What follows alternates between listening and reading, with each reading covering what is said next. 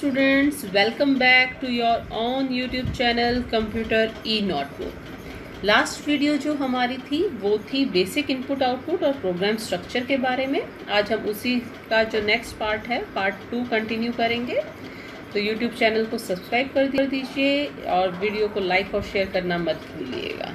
तो आज हम पढ़ेंगे अब हमारे प्रोग्राम के स्ट्रक्चर के 4 सेक्शंस। हम हमारे structure of a program in C++ यानी प्रोग्राम के स्ट्रक्चर के चारों सेक्शंस को 1 बाय 1 पढ़ेंगे। सबसे पहला जो सेक्शन क्या था, हेडर, स्टैंडर्ड लाइब्रेरी सेक्शन, कि आपके प्रोग्राम में जितनी भी हेडर फाइल्स आपको यूज़ करनी है आप उन्हें अपने प्रोग्राम में इंक्लूड कीजिए। ठीक है, तो लिखने के लिए स्टेटमेंट जो रहेगी वो है #include। एंगुलर ब्रैकेट के बीच में आप अपनी वो फाइल का नाम लिखोगे जिसे आप इंक्लूड करना चाहते हो। Okay, #include, hash mean the pre processor, यानी एक्चुअल प्रोसेसिंग से पहले ये सारी की सारी फाइल्स आपके प्रोग्राम के अंदर कॉपी कर दी जाएंगी। इनका पूरा का पूरा जो टेक्स्ट है वो सोर्स कोड में आपके कॉपी पेस्ट कर दिया जाएगा। एग्जाम्पल के लिए फाइल हमने क्या ली, #include IO stream, input output stream. Clear. अब नेक्स्ट जो इसमें टर्म आप कई जगह बुक्स में देखोगे लिखा होता है नेम स्पेस। नेम स्पेस क्या होता है, एक स्पेस को आपने नेम दे दिया जहाँ पर आप अपनी कुछ एंटिटीज़ को, अपने कुछ ऑब्जेक्ट्स को एक साथ ग्रुप कर सकते हो अंडर दिस सिंगल नेम। अब कोई दूसरा पर्सन अपना नेम स्पेस अलग से बनाएगा, यूज़र जो होगा, और वो आपने जो अपने ऑब्जेक्ट्स बनाए थे, अपनी एंटिटीज़ बनाई थी, उन्हीं सेम नेम से अपने नेम स्पेस में अलग से उन एंटिटीज़ का ग्रुप बना सकता है। तो यहाँ पे नेमिंग कॉन्फ्लिक्ट्स नहीं होंगे। जैसे हमारे पास एक क्लास में 2 बच्चे हैं, दोनों बच्चों का नाम राहुल है। जब क्लास टीचर कहेगा राहुल खड़े हो जाइए, तो कौन सा राहुल खड़ा होगा? तो एम्बिग्युइटी आती है, डुप्लीकेसी आती है।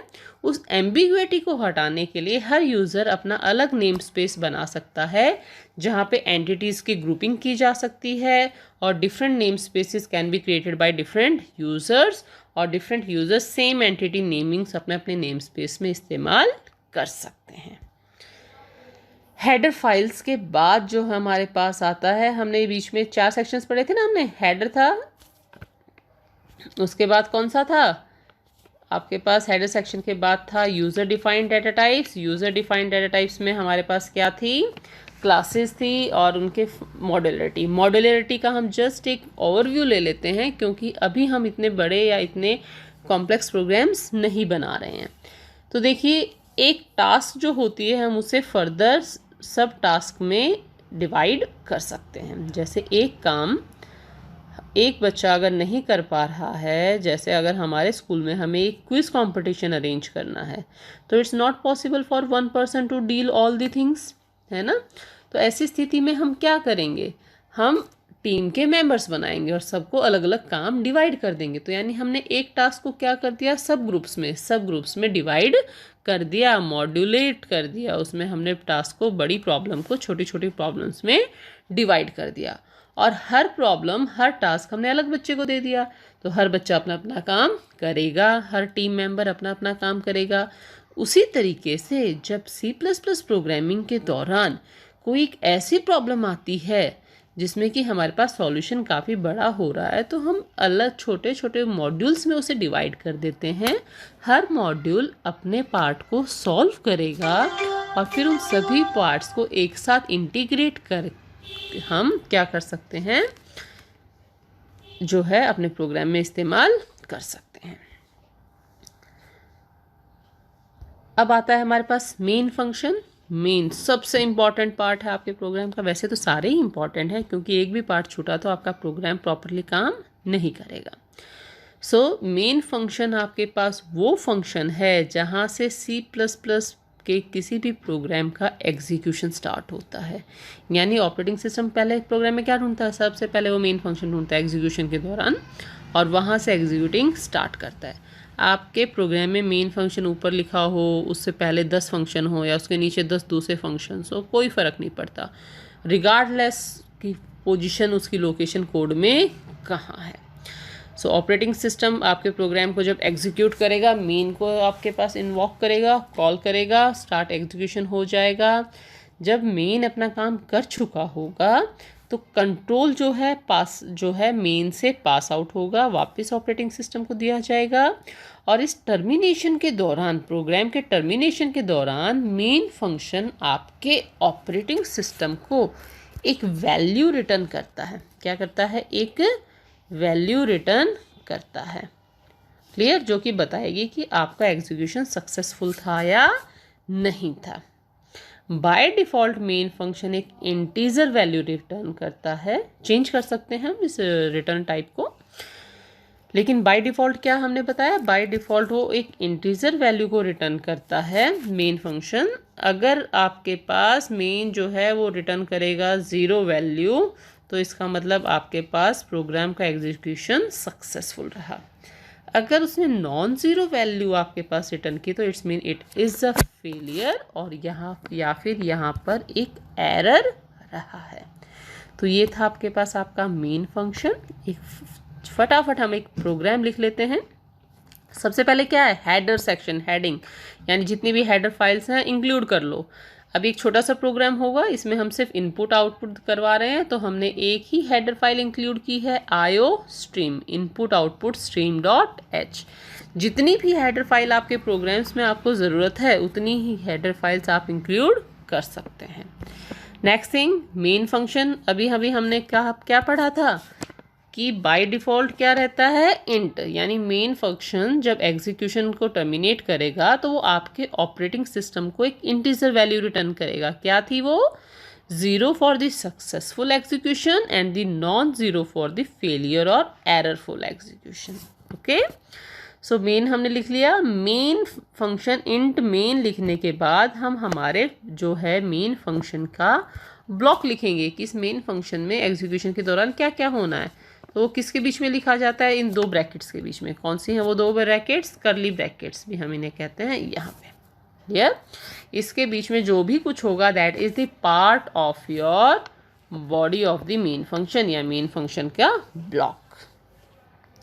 तो यहाँ हमने क्या लिखा? Cout hello world. क्या लिखा हमने? Hello world. और उसके बाद next statement cout again I am a C++ program. तो इसमें कोई इनपुट नहीं है, सिर्फ 2 आउटपुट स्टेटमेंट है। First statement hello world double quotes में है, तो क्या होगा? एज इट इज़ आपकी स्क्रीन पे प्रिंट हो जाएगा। Similarly second line. तो और एक बात और ध्यान से देखिएगा कि जो भी हमने C++ प्रोग्राम्स लिखे हैं इन सब में जितने भी स्टेटमेंट्स हैं मेन फंक्शन के अंदर वो सारी सेमी कॉलन से टर्मिनेट हो रही है। तो every statement terminate with a semi colon, क्योंकि कंपाइलर को पता चलना चाहिए ना स्टेटमेंट कहाँ ख़त्म हो रही है, ताकि नेक्स्ट स्टेटमेंट को वो रीड करे तो उसको अलग स्टेटमेंट की तरह ट्रीट करे। तो अब देखिए एक छोटा सा प्रोग्राम जो हमने अभी जो एग्जाम्पल में पढ़ा था, आउटपुट क्या आई? Hello world I am a C++ program. तो आज आप एक छोटा सा प्रोग्राम लिखना सीख गए। अब हम सीढ़ी दर सीढ़ी चढ़ते जाएंगे और प्रोग्रामिंग के दूसरे कंसेप्ट्स यानी और भी कॉम्प्लेक्स प्रोग्राम्स करते जाएंगे।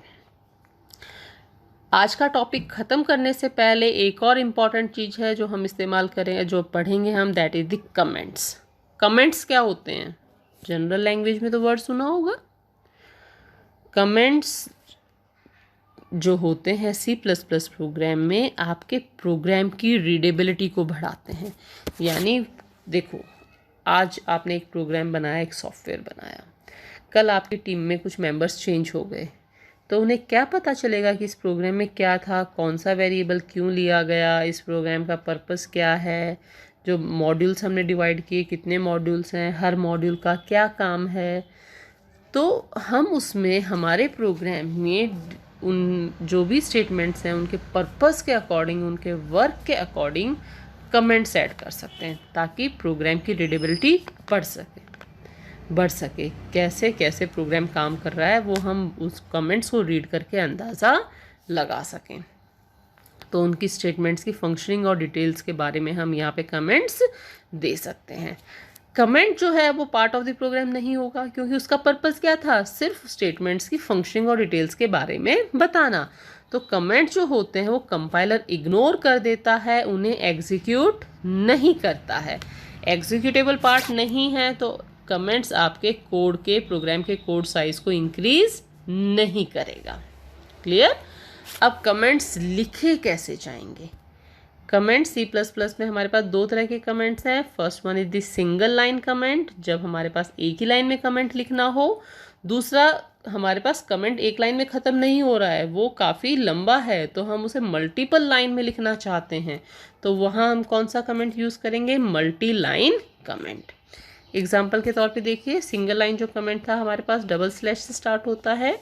स्लैश लिखने के बाद आप जो एक लाइन में जितना भी डाटा लिखोगे वो एज अ कमेंट ट्रीट होगा, लेकिन जैसे ही आप नेक्स्ट लाइन स्टार्ट करोगे वो स्टेटमेंट C++ स्टेटमेंट होगी, वो आपके पास कमेंट की तरह ट्रीट नहीं होगा। ये पार्ट आपका एग्जीक्यूट करेगा, कमेंट पार्ट आपका एग्जीक्यूट नहीं करेगा। तो ये था आपके पास comment, single line comment. Next हमारे पास क्या है? Double line comment. Double, not the double line, it is the multi line, कि आपके पास कमेंट है, काफ़ी लंबा है, एक लाइन में नहीं ख़त्म कर सकते, तो ऐसे कमेंट्स को हम लिखते हैं। स्टार्ट होगा आपके पास कहाँ से? स्टार्ट होगा आपके पास स्लैश एंड एस्ट्रिक, फिर जो आपको लिखना है एक लाइन, दो लाइन, चार लाइन लिखिए और लास्ट में फिर उसे एंड कर दीजिए एस्ट्रिक और स्लैश के साथ। क्लियर? एग्जाम्पल के तौर पे हम देख लेते हैं। Here is an example, that is an example to demonstrate multi line comment. ये कमेंट कितनी लाइन में है? दो लाइन में है। स्टार्टिंग आपके पास कहाँ से हो रही है इसकी? Slash asterisk and the asterisk slash. Clear? So these are the comments जो सिर्फ प्रोग्राम की रीडेबिलिटी बढ़ाने के लिए, प्रोग्राम की एक्सप्लेनेशन अच्छे से फंक्शनिंग को एक्सप्लेन करने के लिए इस्तेमाल किए जाते हैं। प्रोग्राम आपका बन गया है। अब प्रोग्राम बनने के बाद उसे एग्जीक्यूट तो करवाओगे ना, तभी तो हमें पता चलेगा कि प्रोग्राम कर कैसे रहा है। तो प्रोग्राम एग्जीक्यूशन में हमारे पास दो पार्ट होते हैं। First one is the compiling और second one is the linking. Clear? Compilation, compilation क्या करता है? हमने अभी पढ़ा था कि सोर्स फाइल जो होगी वो किस एक्सटेंशन से सेव होगी? .cpp। सोर्स फाइल यानी हाई लेवल लैंग्वेज में लिखा हुआ प्रोग्राम, लेकिन आपकी मशीन उसे एग्जीक्यूट नहीं कर सकती। आपकी मशीन किसे एग्जीक्यूट करती है? ऑब्जेक्ट कोड को, जो सोर्स कोड्स को मशीन कोड में कन्वर्ट किया गया है। तो यहाँ पे हमारा कंपाइलर है, वो प्रोसेस में आएगा और वो सोर्स फाइल को किस में कन्वर्ट कर देगा? ऑब्जेक्ट फाइल में। आपके पास IDE में ऑप्शन होता है, आप जहाँ पे कंपाइलेशन कर सकते हो, या उसका शॉर्टकट है, that is the Alt+F9। Alt की प्रेस कीजिए और साथ के साथ F9 दबा दीजिए, तो आपकी कंपाइलेशन प्रोसेस ऑटोमेटिकली स्टार्ट हो जाएगी। दूसरा है ऑब्जेक्ट कोड बन गया। इसमें कंपाइलेशन में काफ़ी स्टेप्स हैं, पहले भी हमने पढ़ा था। एरर आए, एरर हटाए गए, लास्ट में सक्सेसफुली जब आपका ऑब्जेक्ट कोड बन गया है तो हम क्या करेंगे? अपनी फाइल को लिंक करते हैं। What is the linking? देखिए ध्यान से। सोर्स फाइल, एक फाइल बनाई हाई लेवल लैंग्वेज C++ में, file1.cpp से हमने उसे सेव कर दिया। अब हमने Alt F9 किया, कंपाइल किया, तो आपकी फ़ाइल को कंपाइलर ने किस में कन्वर्ट किया? ऑब्जेक्ट फाइल में। क्या नाम वही रहेगा, सिर्फ एक्सटेंशन बदल जाएगी। क्या है? file1.obj, that is your file1.obj। Next काम क्या होगा? अब आई आपकी फ़ाइल ऑब्जेक्ट फाइल लिंकर के पास, जितनी भी हेडर फाइल, लाइब्रेरी फाइल जो आपने इंक्लूड की हैं उन सबको जोड़ के एक एग्जीक्यूटेबल कोड आपके पास तैयार करता है, जो कि रहेगा file1.exe। यहाँ भी नाम सेम है, कन्वर्ट हो गया .exe में, यानी एग्जीक्यूटेबल प्रोग्राम जिसको ऑपरेटिंग सिस्टम एग्जीक्यूट कर सकता है। So students, best of luck for your programming. आज आप अपनी चॉइस के अकॉर्डिंग इन कंसेप्ट्स को यूज़ करते हुए अपना प्रोग्राम लिखेंगे, कंपाइल करेंगे और कमेंट करके बताएंगे कि क्या आपने अपने बेसिक प्रोग्राम्स को लिखना सीखा। तो आज की क्लास में बस इतना ही। हम अब अपनी क्लास को वाइंड अप करते हैं। अगर कोई भी डाउट हो या कोई और टॉपिक चाहे जिसे आप चाहते हो कि जिसे और डिटेल में पढ़ाया जाए, वो आप हमें कमेंट बॉक्स में लिख के ज़रूर बताइएगा। और अगेन सब्सक्राइब कर दीजिए चैनल को, बेल बटन प्रेस कीजिए नोटिफिकेशंस के लिए, और वीडियो को लाइक और शेयर करना मत भूलिएगा ताकि सभी स्टूडेंट्स इसका बेनिफिट उठा पाएँ। Thank you very much and have a nice day.